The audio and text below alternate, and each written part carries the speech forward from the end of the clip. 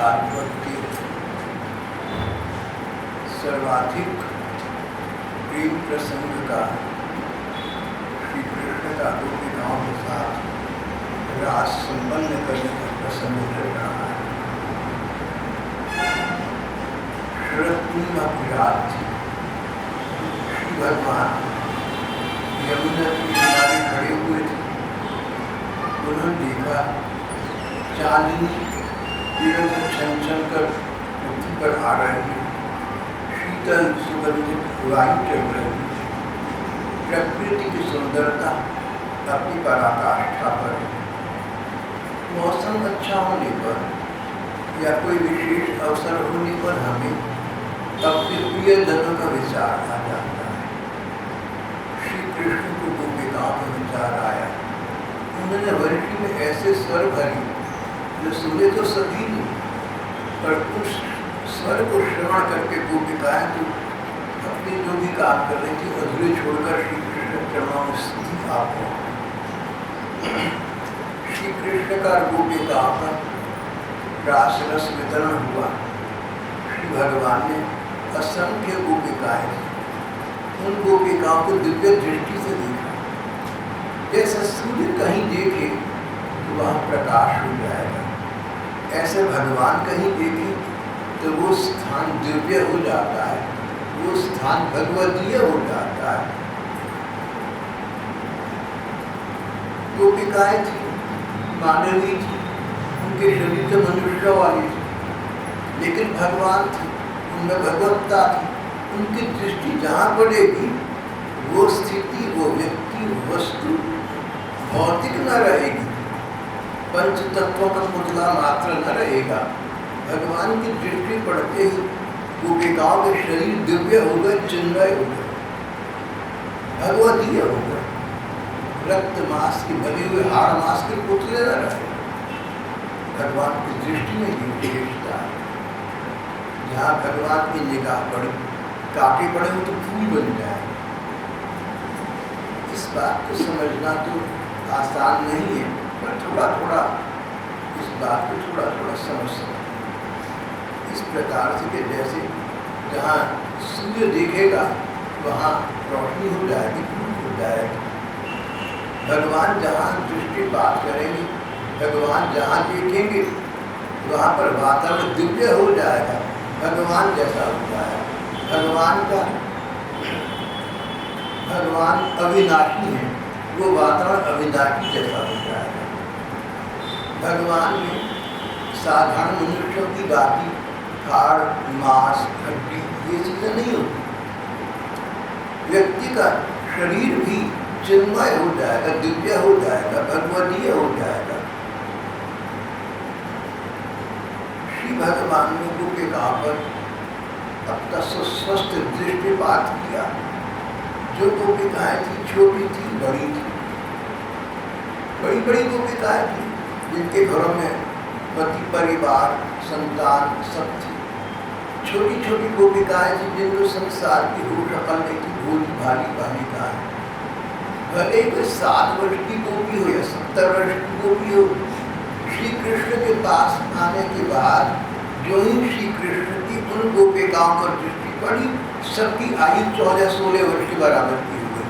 7 वर्ष की लड़की 16 वर्ष की हो गई और 70 वर्ष की बुढ़िया भगवान के सामने देखा भगवान का तो वो भी 16 वर्ष की हो गई। अगर हम चाहें कि हमारा स्वास्थ्य सदा सुस्थ संपन्न रहे तो भगवान की दृष्टि का हमें पाने का प्रयास करना चाहिए। भगवत जन जो भगवान का भजन करते हैं, भगवान के लिए साधन करते हैं, मन की आंखों से भगवान के रूप का ध्यान करते हैं।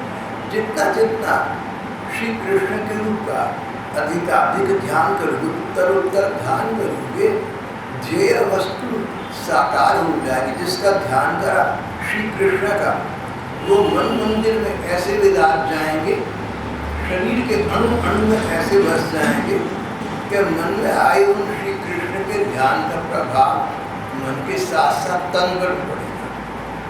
बहुत से साधक भक्त हैं, श्री कृष्ण का ध्यान करते हैं तो उन पर ऐसा प्रभाव कि आयु के बढ़ने का प्रभाव उन पर कम पड़ता है।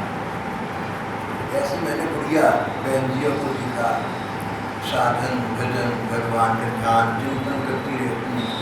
कोई वृंदावन में है, कोई अम्बाला में है, कोई इनसे बाहर किसी शहर में है। तो मैंने कई बुढ़ियों को देखा कि उन पर आयु का उतना प्रभाव नहीं पड़ा, तो है लेकिन उतना नहीं पड़ा। भगवान के चिंतन की महिमा है, भगवान के ध्यान की महिमा। As a man thinketh, so he becomes. Bacon नाम के अंग्रेजी थिंकर थे। उन्होंने कहा जैसा आदमी सोचता है वैसा बनता जाता है। हमारे मन का तन पर प्रभाव पड़ जाता है, तन मन का अनुगामी है। इसलिए गोपिकाओं की ओर भगवान ने दृष्टिपात किया। गोपिकाएं तो भगवान के ध्यान में सदा ही खोई रहती थी। आज साक्षात वो श्री कृष्ण सामने प्रकट होकर उन गोपिकाओं पर अपनी दृष्टि डाल रहे थे, प्रेमी दृष्टि डाल रहे थे, प्रीतिपूर्ण दृष्टि डाल रहे थे। गोपिकाओं का आकर हो गया, गोपिकाएं सब बदल गई, वो दिव्य धाम की वासी हो गई और साधारण महिलाएं न रही। श्री कृष्ण तो साधारण पुरुष थे, भगवान थे। अब ये गोपिकाएं भी साधारण मनुष्य, साधारण मानवी नहीं रही। इनके शरीर भौतिक न रहे, भौतिकता समाप्त हो गई, भगवदिया था उद्भव हो गया। सबके शरीर दिव्य हो गए, भगवदीय हो गए, हाड़ मास के पुतले न रहे। भगवान की दृष्टि का ऐसा प्रभाव।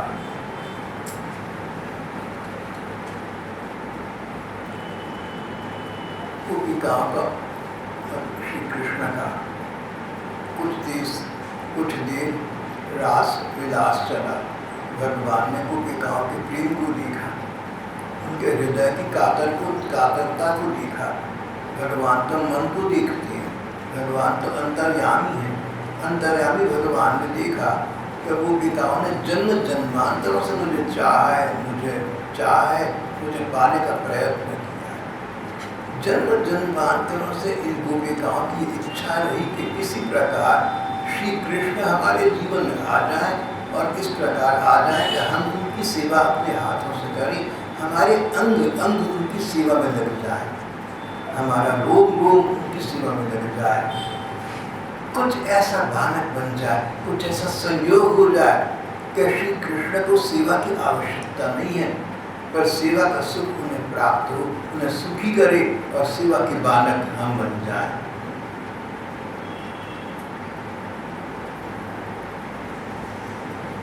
बाहर बन के आऊं कभी तुम्हारी दुनिया में। एक रेडियो पर मैंने पंक्ति सुनी, एक नायिका अपने प्रियतम नायक से कह रही, बाहर बन के आऊं कभी तुम्हारी दुनिया में। ऐसा सा है कि बीत न जाए जिंदगी सी तमन्ना में। चलो ये तो नायक नायिका की संसार की बातें, भगवान पर गोपिकाओं की यही बात लागू रही। भगवान ने देखा जन्म जन्मांतर से इन गोपिकाओं में साध ये रही, त्वरा रही, उत्कट अभिलाषा रही, ये आग जलती रही। मान लो किसी प्रकार श्री कृष्ण हमें प्राप्त कर जाए। संसार में कोई भी वस्तु इच्छा करने से प्राप्त नहीं होती, या पुरुषार्थ से प्राप्त होती है, या प्रारब्ध से प्राप्त होती है। लेकिन भगवान की प्राप्ति जब होती इच्छा से होती है। इच्छा पूर्ण हुई, भगवान मिले। गोपिकाओं की इच्छा तो परिपूर्णतम हो चुकी थी। अनेक जन्म जन्माओं के साथ और साधना के बाद अब उन्होंने श्री कृष्ण के अवतारी काल में उनके स्थान वृंदावन में जन्म पाया था। और जब से हूँ तब से मन में यही आशा, यही अभिलाषा, यही इच्छा बनी रही कि इन श्री कृष्ण को हम किसी प्रकार सुख प्रदान करें।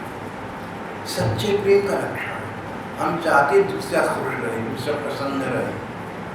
पहली बात दूसरा प्रसन्न रहे, दूसरी बात उसकी प्रसन्नता में हम कहीं बालक बने तो बहुत अच्छा है। पहली बात हमारे प्रियतम प्रसन्न रहे, स्वस्थ रहे, आह्लादित रहे, परमाह्लादित रहे। और दूसरी बात उनकी इस प्रसन्नता में मैं कहीं कर्ण बन जाऊं, मैं बालक बन जाऊं। प्रेमी का मन ऐसा चाहता है, मेरी सेवा का सुख प्राप्त। श्री कृष्ण को मेरे से सुख की प्राप्ति हो, ये साथ जन्म जन्मांतर के साथ और साधना के पश्चात किसी बिरले हृदय में उत्पन्न हुआ करता। तो गांव के हृदय में यही साध, इसी के लिए उन्होंने साधना की। उसकी परिणति का, उसकी पराकाष्ठा का समय अब आ गया था। श्री कृष्ण ने स्वयं को पिताओं को बुलाया, उनको लाल लड़ाया, किसी के कंधे पर हाथ रखा, उसको आकर से देख ले, किसी के सिर पर हाथ रखा, किसी का हाथ अपने हाथों में लिया। उनकी दृष्टि में मुस्कान का जादू था, उनकी आंखों में गोपिकाओं के लिए प्यार ही प्यार भरा। गोपिकाएं तो पहले श्री कृष्ण की प्रेम की पिपासु थी, आज वही प्रेम देव अपना प्रेम पर मुक्त स्वच्छंदता पूर्वक आच्छादित कर रहे। गोपिकाओं का रूम रूम खिल गया, प्रसन्न हो गया, हृदय कमल प्रसन्न हो गया, मानो उनके शरीर में पुनर्प्राण का संचार हो गया। श्री कृष्ण ने गोपिकाओं को कंठ लगा दिया, हृदय से लगा दिया। और इसके बाद श्री भगवान कुछ देर के लिए गोपिकाओं के बीच में रहते रहते अंतर्धान होकर रहे, तो वहीं उन्हीं के बीच रहे। श्री कृष्ण उन गोपिकाओं को देख रहे थे, पर दिखने बंद हो गए। गोपिकाओं की दृष्टि में अवना अंतर्धान, वहीं रहे पर गोपिकाओं को दिखने बंद हो। जैसे जैसे करके अनेक जन्मों की साधना के पश्चात जिन प्रियवर को आज इस समय पाया था, वो हमारे बीच में रहे। गोपिकाओं को श्री कृष्ण का विरह खटकने लगा, अभाव खटकने लगा। हमारा किसी व्यक्ति से किसी जन्म का कुछ वर्षों का प्यार का नाता हो और वो उसका हमें अभाव सहना पड़े, तो हमारे मन को कितना कष्ट होता है। गोपिकाओं का तो ये नाता साधारण मनुष्य से नहीं था, स्वयं भगवान से था और जन्म जन्मांतर से था। और वो श्री कृष्ण आज जिस चिंतापूर्वक आज पहली बार मिलते, वैसा दोबारा न मिलेंगे। वो तो अंतर्धान हो गए, न जाने कहाँ छिप गए। गोपिकाओं को रोना आ गया, बहुत अन्वेषण किया पूरा, पर अंततः यमुना जी के उस पुलिन पर, उस तट पर गोपिकाएं आ बैठी जहाँ श्री कृष्ण के साथ रास किया था, जहाँ श्री कृष्ण अंतर्धान हुए थे। प्रियतम की स्थली भी प्रिय लगती, जिस स्थली पर प्रियतम ने पदार्पण किया वो भी अच्छी लगती। गोपिकाएं श्री कृष्ण तो नहीं थे, लेकिन उनकी उस स्थली पर आकर बैठ गई जहाँ पर वो अब तक उनके साथ रास रस निमग्न रहे थे। लोगों पर उनको पुकारने लगी, उनकी चर्चा करने लगी। अब तक उन्होंने जो गोपिकाओं के साथ प्रेम लीलाएं की थी, एक एक करके उन्हें याद आने लगी। श्री कृष्ण ने हमारे साथ प्रेम लीला की, श्री कृष्ण ने हमें प्रेम पान कराया, श्री कृष्ण ने हमें अपना सर्वस्व, हमारा सर्वस्व स्वीकार कर लिया। ऐसा क्या हो गया जो अचानक अपनी चली गई, कहाँ चली गई, क्यों चली गई? गोपिकाओं का मन बिगाड़ा था।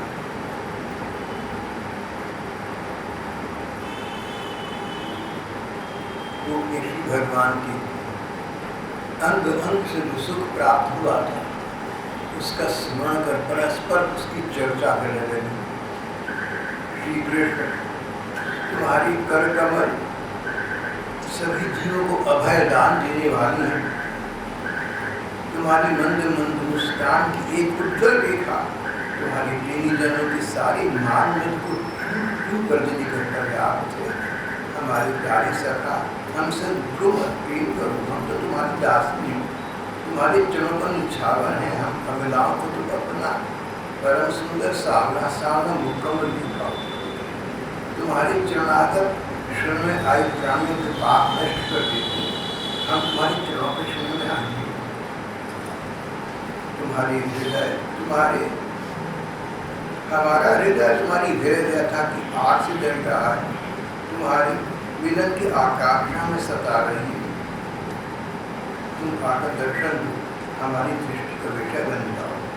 तुम्हारी वाणी कितनी मधुर है, बड़े बड़े विद्वान उसमें रम जाते हैं। श्याम सुंदर, तुम अपना अधर रसामृत पिलाकर हमें जीवन दान चढ़ा। जो लोग तुम्हारी लीला कथा सुनते हैं उनके कष्ट मिट जाते हैं, उनके जीवन में सुख का संचार हो जाता है, उनमें अमृत रस का सुखास्वादन प्रतीत होता है। तुम्हारी लीला कथा की इतनी महिमा है कि जो लोग तुम्हारी लीलाएं सुनते हैं उनको लगता है मानो अमृत पान कर दिया, हृदय में शीतलता व्याप्त हो जाती है, मन को सुख प्राप्त होता है। तुम्हारी लीला कथा की इतनी महिमा है तो तुम्हारी लीला के पात्रा तो हमको बेगाएं हैं, हमसे ही तुम्हारी लीलाएं होंगी, हमारे साथ तुम्हारी लीलाएं हैं।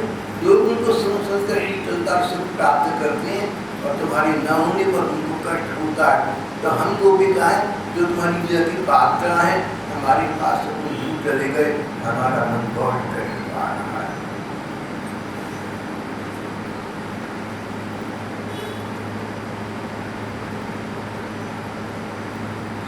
चलस्य प्रजाचारयं पशु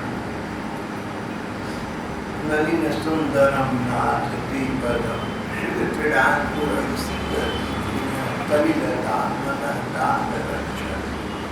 हमारी प्रेम पूज्य के स्वामी तुम्हारे चरण कमल से भी अधिक कोमल है। तुम्हारे चरण इतने कोमल है कि हम उन्हें अपने गोद में लेने में घबराते हैं कि कहीं कुछ चूक न लग जाए, और अपने उन कोमल चरणों से तुम जंगल में जहाँ तहाँ घूम रहे, तिनके पुरुष गाड़ी पड़ जाने से तिनके पुरुष गाड़ी पड़ जाने से चरणों को कष्ट होता होगा। ये सोचकर हमारा मन बेचैन हो रहा है, हमें बहुत दुख हो रहा है। दिन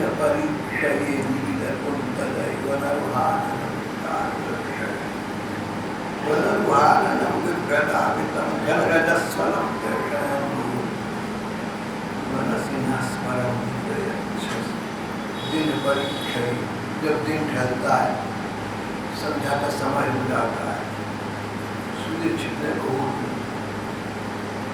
तब तुम वन से वापस लौटती हो।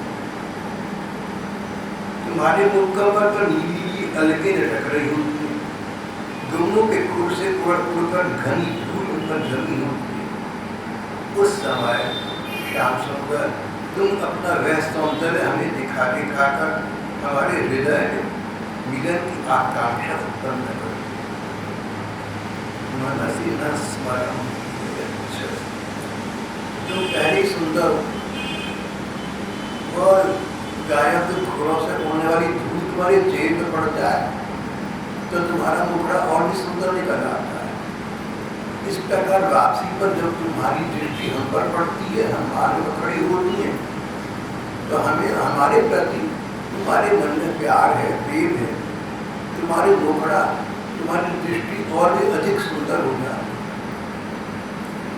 उस सुंदर प्रीतिपूर्ण दृष्टि से तुम हमारी ओर अवलोकन करते हो, हमसे दूर हो बैठते हो और हमारे हृदय में तुम्हारी मिलन की आकांक्षा उत्पन्न हो जाती है। प्रणत कामदम पद्मजातितम शरणमंजनम देवमावर चरण पंकजम शंतमुच्य रमणस्तनीश्वर पयाधीनम प्रियतम। एक मात्र तुम ही हमारे सारे दुखों को मिटाने वाले हो। तुम्हारी चरण भक्तों की सब अभिलाषाओं को पूर्ण करने वाली है। आपत्ति के समय तुम्हारे चरणों का चिंतन करना ही उचित है। तुम्हारे चिंतन से आपत्तियां कट जाती, नष्ट हो जाती। कुंज विहारी तुम अपने भी चरण हमारे वक्षस्थल पर रखकर हमारे हृदय की व्यथा शांत करो।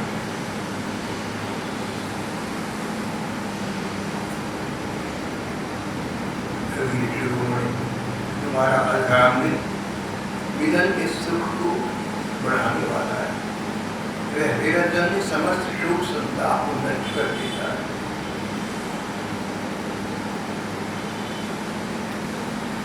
जिसने एक बार इस प्रकार तुम्हारा आत्मीयता का अनुराग प्राप्त कर लिया, एक पल को प्राप्त कर लिया, एक क्षण को प्राप्त कर लिया, ऐसा व्यक्ति संसार के सुख की, संसार की किसी भी सुख की कामना नहीं करता। संसार के सारे सुख से शून्य लगते हैं, यूं लगते हैं व्यर्थ। श्री कृष्ण सुख के कण मात्र का जिस तरह सा आस्वादन का आस्वादन कर तुम्हारी प्रीति पूरी श्री विग्रह का कण मात्र का जिसने आस्वादन कर दिया, उसे सारे संसार के सुख मिल जाए, सो भी रखनी। हमने तो तुम्हें पूरा पूरा प्राप्त किया, तुम्हारा संस्पर्श प्राप्त किया, तुम्हें प्राप्त किया, तुम्हारी अभाव में हमारी मेरे तपस्या हुए।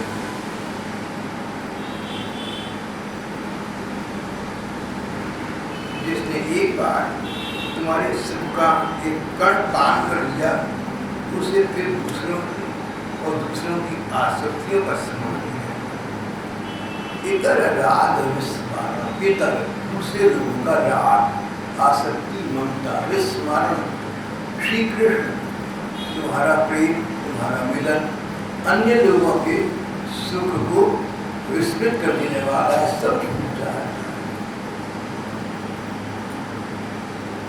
तुझे पाके अपने से दूर आ गए, तुझे खो के फिर अपने पास आ गए। तू मिला तो इतना सुख मिला कि शेष सब लोग भूल गए। माता पिता पति पत्नी भाई बहन इष्ट मित्र सभी लोग शून्य हो गए। अब किसी से मिलने की इच्छा न रही। तुमसे मिलने के बाद किसी से मिलने की इच्छा ही न रही। इच्छा रह गई एकमात्र तुम्हारी, केवल तुम्हारी। सब कुछ फीका लगने लगा, सब कुछ शून्य लगने लगा। इतर राग विस्मरण, इतर वीर नस्ते अधरामृतम। अपना वही संस्पर्श अमृत श्री कृष्ण तुम हमारी प्रति वितरित करो। वितर वीर नस्ते अधरामृतम, वही अपना रसामृत हमारी प्रति वितरित करो, हमें उसका पान कराओ, हमें उस रसास्वादन से संतृप्त करो। जिसे भगवान का व्यसन लग गया, वो गिटाएं कहती हैं कृष्ण तुम्हारा जिसे चस्का लग गया, उसको अन्य नशे, अन्य आकर्षण, अन्य प्रलोभन अपनी ओर मुक्त नहीं कर। संयोगवश गोपिकाओं के मुंह से एक सिद्धांत का प्रतिपादन हो गया। गोपिकाओं ने तो सोचा नहीं था, चाह लेकर कर हो गया। सिद्धांत ये बना, नियम ये बना कि जिस व्यक्ति को थोड़ा सा भी भगवतीय सुख मिल जाए, उसे संसार के सुख की इच्छा नहीं है, किसी व्यक्ति के सुख की इच्छा नहीं है। सारे संसार के सब इष्ट मित्रगण प्रियजन एक ओर और श्री कृष्ण के प्रेम का सुख दूसरी ओर। तो श्री कृष्ण का प्रेम सुख ही शेष सब सुखों से कई गुना अधिक हो जाता है। संसार में फिर मन जाता है।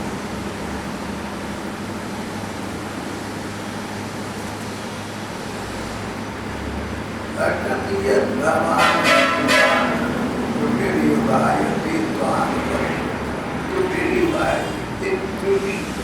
क्षण युग बन जाए, एक क्षण को बिताना तुम्हारे बिना ऐसा लगता है मानो एक युग बिताना पड़ रहा है। समय काटे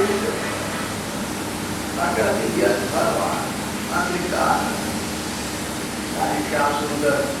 जब तुम गोचारण के लिए वनों में चले जाते हो, तब तुम्हारे पीछे दिन का समय काटना हमारे लिए बड़ा कठिन हो जाता है। भगवान छोटे युगाय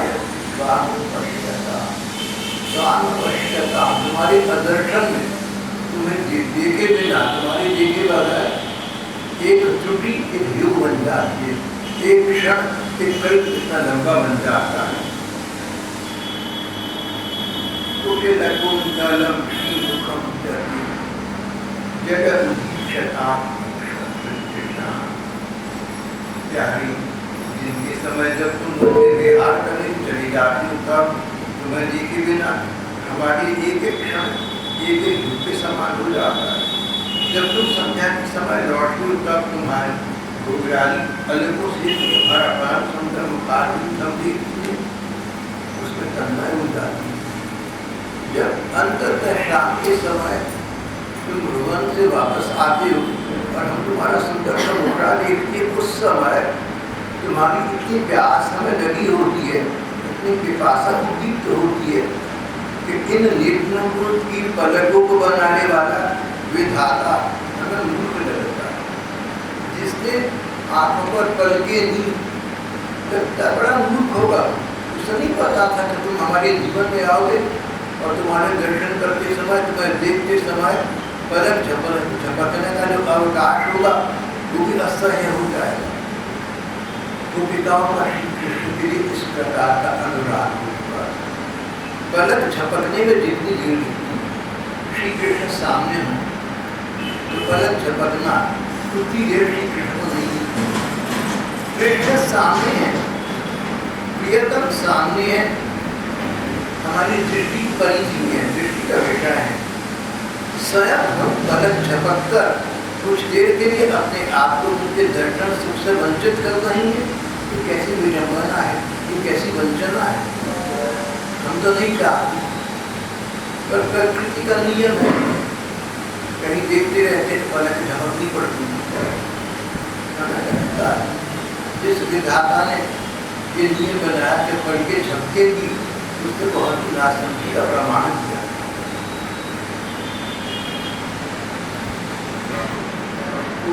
सोचती है क्या हमसे तो मछली है, मछली की आंखों पर पलक नहीं है। काश के हमारे नयन मछली जैसे होते, हम अपलक तुम्हारा अवलोकन करते तुम्हें निहार करते।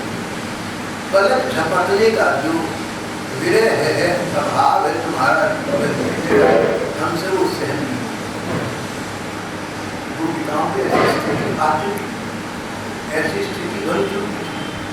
एक स्थान से दूसरे स्थान को देखते समय उनको मन की आंखों से अपनी कल्पना में श्री कृष्ण जहाँ देखती श्री कृष्ण देखती।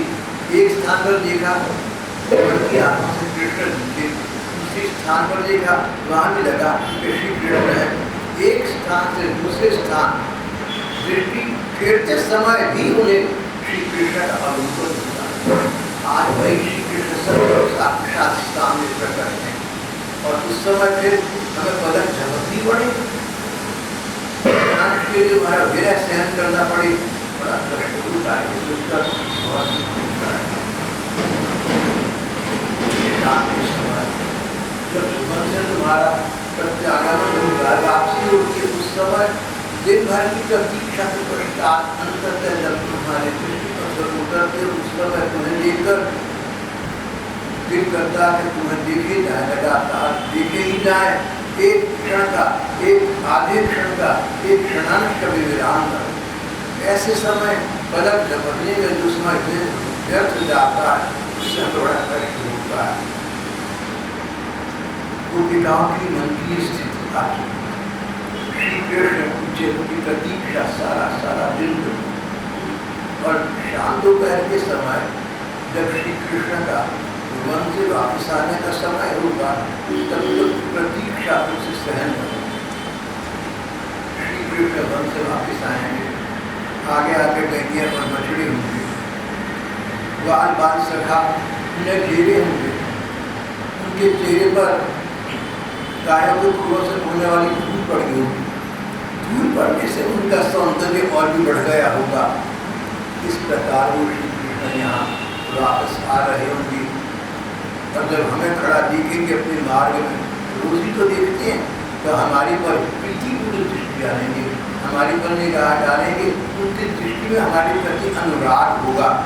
हम उसकी दृष्टि को देखकर निहाल हो जाएंगे। वो पिताओं के हृदय में श्री कृष्ण के अमिलन की, उनके वेद की अग्नि जड़ रही थी, प्रदीप्त हो रही थी। वो शमन हो जाएगी, वो शांत होगी, ऐसा गोपिकाएं सोचती। पर प्रत्येक शाम को एक ही कहानी दोहराई जाती, जो कल हुआ वही आज होगा। यद्यपि गोपिकाएं सब भूल चुकी होती, श्री कृष्ण तो वापस आते ही, और जैसा गोपिकाओं ने सोचा था वैसा उनको दृष्टि दान देती है, उनको देखती है। श्री कृष्ण की दृष्टि में गोपिकाओं के लिए प्रणय होता है, प्रेम होता है, पर एक मूक संदेश भी होता है। परिणाम ये कि श्री कृष्ण दर्शन गोपिकाओं के हृदय की जलन मिटती नहीं। सोचा था जिस धन की प्रतीक्षा के पश्चात श्री कृष्ण के हृदय की जलन शांत हो जाएगी, और श्री कृष्ण को देखने पर तो वो जलन शांत न होगी और अधिक बढ़ जाती, अधिक उद्दीप्त हो जाती। पूर्ण मिलन की कामना उनके हृदय को संतप्त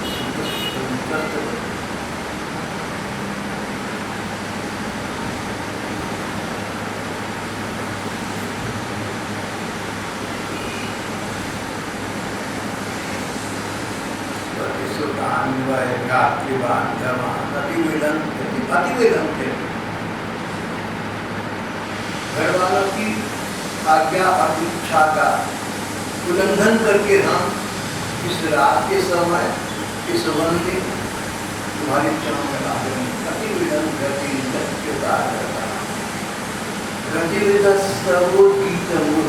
तुम्हारे गीत से इतनी मोहित हो गई, तुम्हारे गीत से, तुम्हारी वंशी की ध्वनि से हम इतनी मुक्त, इतनी मोहित हो गई।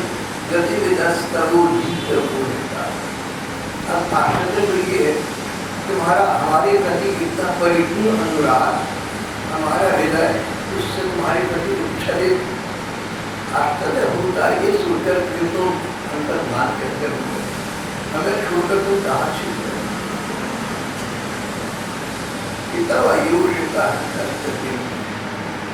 कोई प्रियजन अपने प्रेमीजनों को इस प्रकार से छोड़कर चली तो नहीं जाया।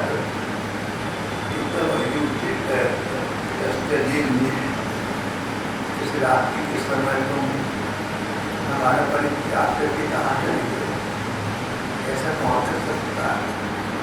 तुमने ऐसा क्यों किया? तुम कब किताब छलिया, जिन भगवान को सारा संसार सम्मान की दृष्टि से देखता है, ब्रह्मादि उन भगवान को वो गिराए कपटी कहते। जब भगवान कृष्ण का जन्म होने वाला था, प्राकट्य होने वाला था, तो शिव जी ब्रह्मा की आदि देवता उस स्थान पर आए और श्री कृष्ण की बड़े बड़े शब्दों में स्तुति के साथ ब्रह्मा जी शिव जी जिन भगवान की प्रार्थना करते, स्तुति करते, यश गान करते, उन श्री कृष्ण को गोपिकाएं कपटी कहकर संबोधित कहने कर रही है।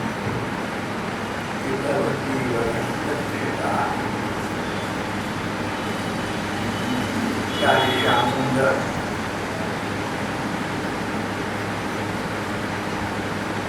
रहस्य संवेदन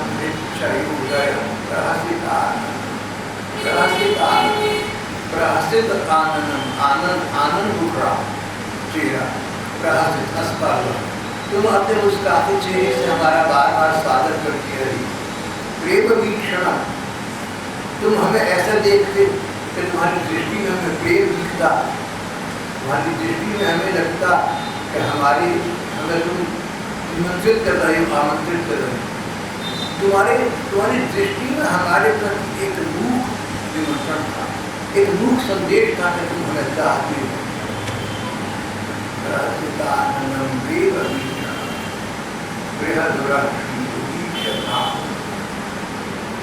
और हम देखती तुम्हारा विशाल हृदय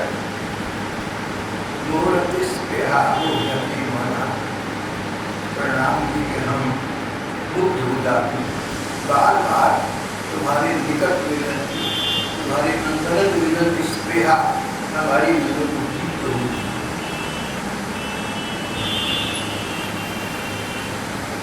प्रियतम श्याम सुंदर की पूरी चितवन से हमारी ओर देखकर उस पर आ गई थी। तुम्हारे नयनों में हमारे प्रति रूप निमंत्रण होता है। तब से अब तक निरंतर हमारी लालसा बढ़ती जा रही है। हमारा मन अधिक उत्तरोत्तर मुक्त होता जा रहा है।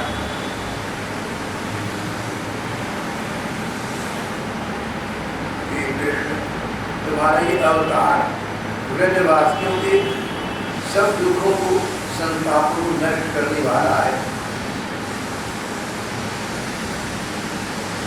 विश्व मंगल, सारे विश्व का मंगल करने के लिए तुम्हारे अवतार हुआ है। तुम्हारे विश्व में हम भी तो है, हमारा भी मंगल करो।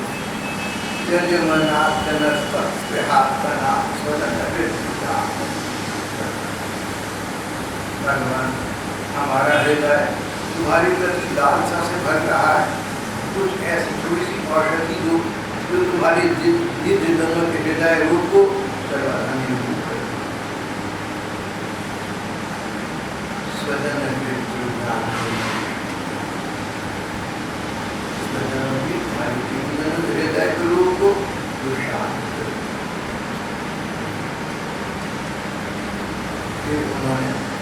उन्होंने श्लोक की इस प्रार्थना में अंतर श्लोक में कहा, यत्ते सुजात चरणान गुरु हंसनी दाशनै प्रियदति परिकर करे तेना चरणी अटति तत् गजते सकिंचित तेना चरणी अटति तत् व्यथते न किंचित उपादे भ्रमति की भवदाय श्यामला।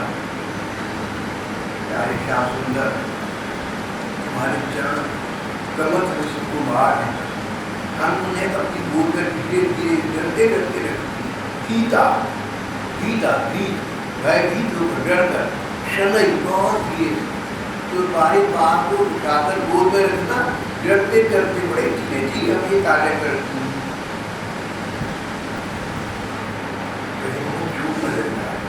उन्हीं चरणों से तुम रात्रि के इस अंधकार में घोर जंगल में छिपे छिपे भटक रहे। कंकड़ पत्थर आदि चोट लगने से क्या उनको क्या नहीं होगी। लेकिन गोपिका ये एक बात पर बार बार कह रही कि तुम्हारे चरण बहुत ही कोमल हैं। हम तुम्हारे चरणों का स्पर्श चाहती है, पूरा पूरा चाहती है, और तुम चरण स्पर्श प्रदान करने को तत्पर होते हो। तब भी भीता हृदय हमें बड़ा डर लगा रहता है कि हमारी गोद में रखने से तुम्हारे चरणों को चोट न पहुंच जाए। और उन्हीं चरणों को तुम कंकड़ कांटे वाली वन में रात के अंधेरे में घूम रहे हो, ये बात तुमसे सहन नहीं होती। हमसे कैसे सहन होगी?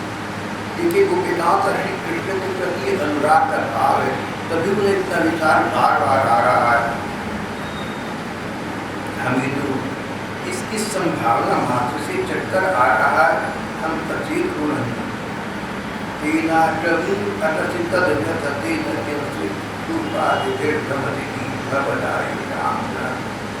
हमें इसकी संभावना मात्र से चक्कर आ रहा है, हम सचेत हो जा रहे हैं। कृष्ण श्याम सुंदर, हमारी प्राणनाथ, हमारा जीवन तुम्हारे लिए है।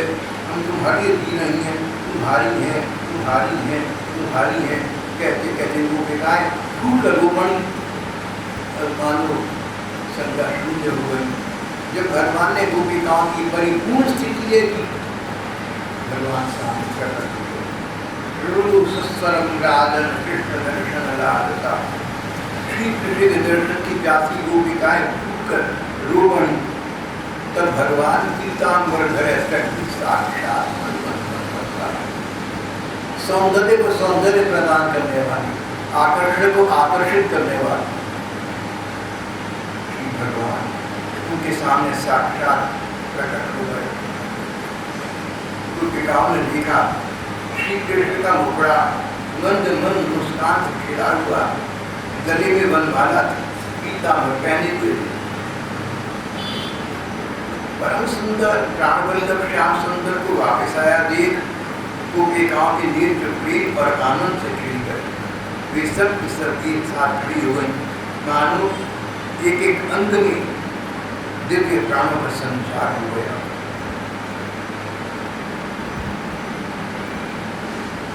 तम विलुप्त्यागतम ज्येष्ठम तन्वधान विवादतम। मानो निर्जीव शरीर जो निढाल पड़े हुए थे उनमें पुनर्प्राण का संचार हो गया, वे दोबारा जीव।